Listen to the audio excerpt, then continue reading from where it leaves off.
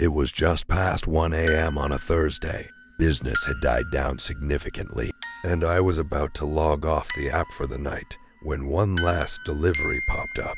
The payout was exceptionally high for the short distance, so I accepted it. I picked up the order at a 24-hour convenience store diner and followed the GPS. The destination was in a more secluded neighborhood, on a dead-end street that bordered a wooded area. As I approached, I realized all the street lights there had been vandalized. It was pitch black.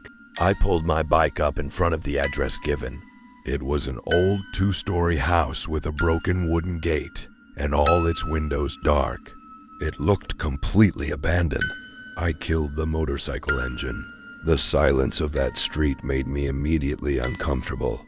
I grabbed my phone and sent the standard chat message. "I've arrived with your order." No response. I waited 2 minutes and sent another message, warning that I would cancel if no one showed. The next second, the delivery status changed on my map. The customer had canceled the delivery themselves. I thought that was great. I'd get to keep the food and the delivery fee. But before I could start the bike, my phone vibrated. It was a direct message from the customer in the chat, which was still open. It said, "Don't leave. Thanks for bringing dinner. I'm watching you from up here." My spine froze. I looked up, straight at the second-story window. At first, I saw nothing, but as my eyes adjusted to the darkness, I made out the silhouette of a very tall person standing right behind the glass, staring directly at me. The phone vibrated again. Another message. "I like your bike.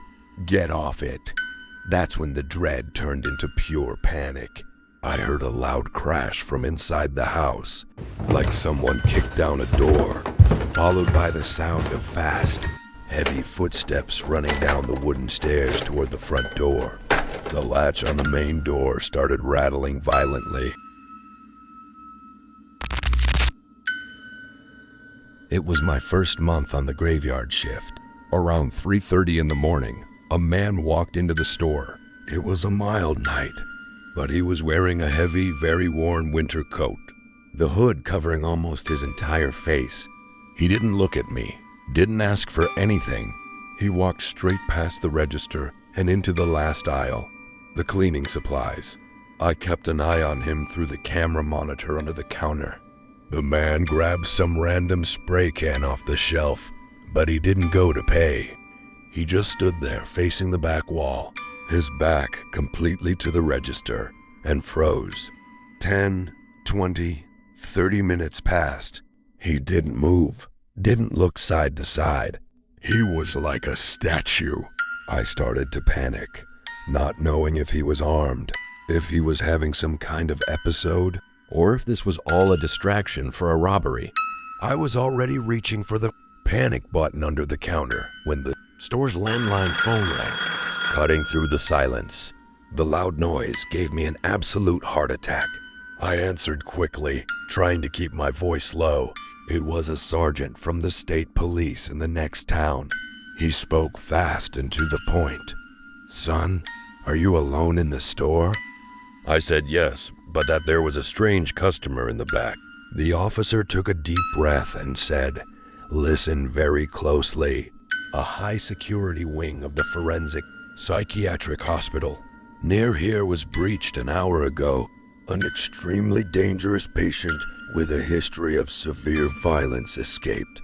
We're tracking his ankle monitor and his signal just updated. He's inside your store right now. Do not confront him. We're on our way, but it will take 10 minutes. My stomach dropped. My legs got so weak, I thought I'd fall down behind the counter. I was 10 minutes away from help, locked in a glass box on the edge of a deserted highway with a psychopath. I hung up the phone, trying not to make a sound. At that exact moment, the man in the back aisle moved. He dropped the spray can, and it clattered on the cold floor. Then he began to turn his body toward me, very slowly. When he lowered his hood, I saw he was staring fixedly at the reflection in the ceiling mirror, directly at me.